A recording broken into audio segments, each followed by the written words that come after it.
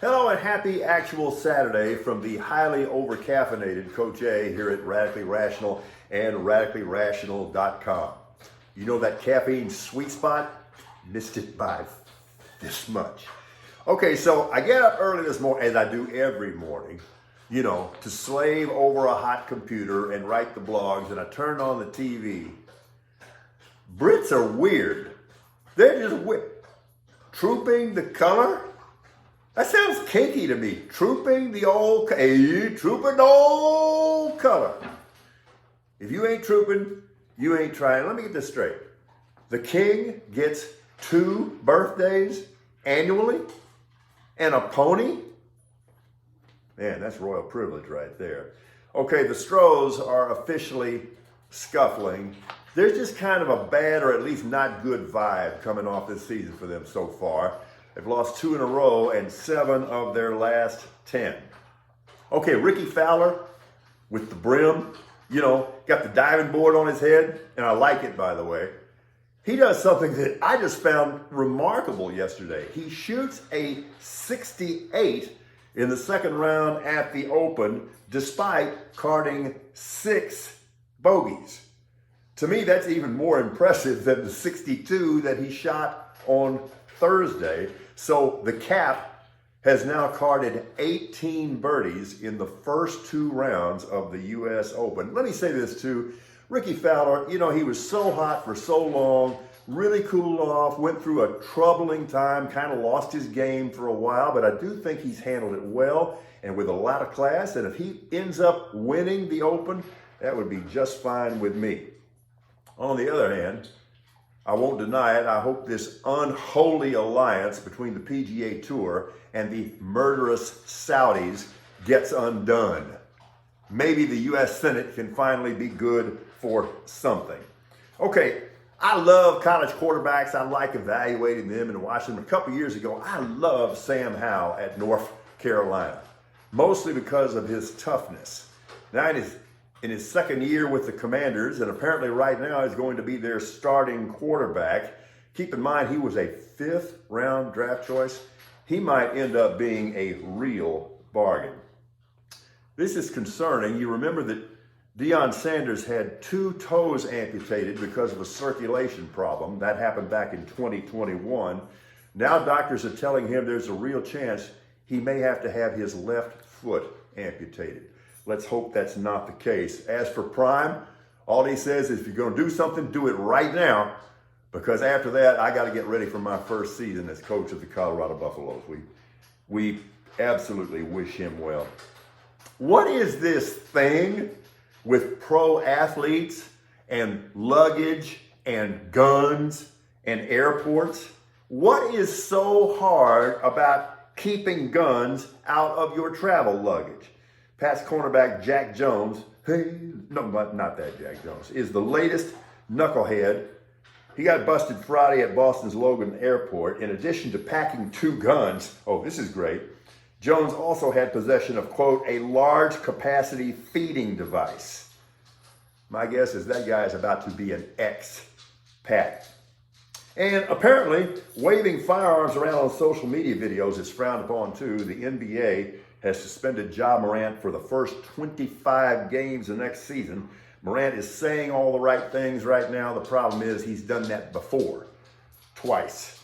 Okay, the Horned Frogs dug themselves an early hole in the College World Series last night. My goodness, they lost to Oral Roberts as ORU got 4 runs in the 9th inning.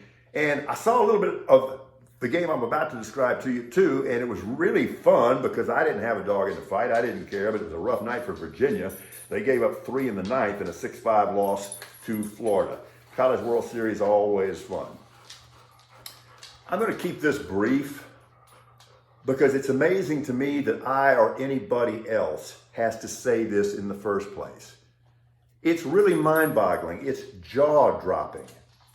We have to say that people should not be celebrating Jan 6th? Is this a parallel universe? We have the nut job wing of the GOP, also known as the GOP, celebrating Jan 6th describing that riot as legitimate political discourse, claiming that the only problem here was law enforcement trying to protect property and keep people alive, and saying that these folks were heroes. That's what they say when they don't go back to gaslighting you by saying nothing ever happened in the first place. And we find this acceptable. And they have censured and threatened to oust Liz Cheney and Adam Kinzinger for what? For voting their conscience, and beyond that, for just supporting the law, for just following the law. And this is from the party that portrays itself as the law and order party. And we have a hearing celebrating these folks. They're not heroes. They're criminals. And our conviction has to be sure that we punish these people properly, that we set the proper example, and that we never, ever, ever tolerate a repeat of that armed insurrection whose goal was to overthrow the government of the United States. And the sad thing to me, like I have to say this, any of you out there that actually supported what happened on January 6th, based on what? And all these current charges by the GOP about the weaponization of government and the DOJ in particular, right out of the Goebbels playbook, okay? Get out front and accuse your opponents of that which you are clearly guilty. There is weaponization going on right now, and it's coming from the Republican nutjob wing of the party, also known as the party. Some good things happened yesterday with respect to justice. The horrendous murderer at the synagogue in Pittsburgh gets what's coming. And by the way, if you listen to that assessment of what was going on in the Minneapolis Police Department, as delivered yesterday by Attorney General Merrick Garland, all those things are documented. They're all undeniable. Support the blue? Sure, when the blue is right. But the whole idea is to make sure that it stays right. But that was a step in the right direction. And I am going to take some comfort and maybe some optimism out of that. But going back to Jan 6 real quickly, let me just ask you, how long are we going to put up with this insanity? Denying facts? You know, and with respect to what's going on with former President Trump right now, what do you mean weaponization of the DOJ? The basic facts here are not in dispute. He took the documents illegally, and then even more illegally, he refused to give them back. And it is spelled out with complete clarity in the law. You just can't do that.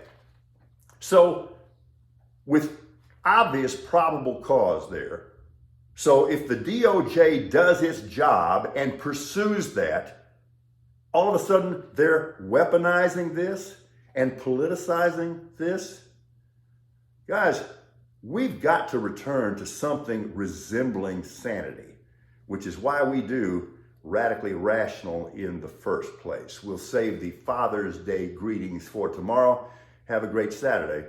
We are Radically Rational.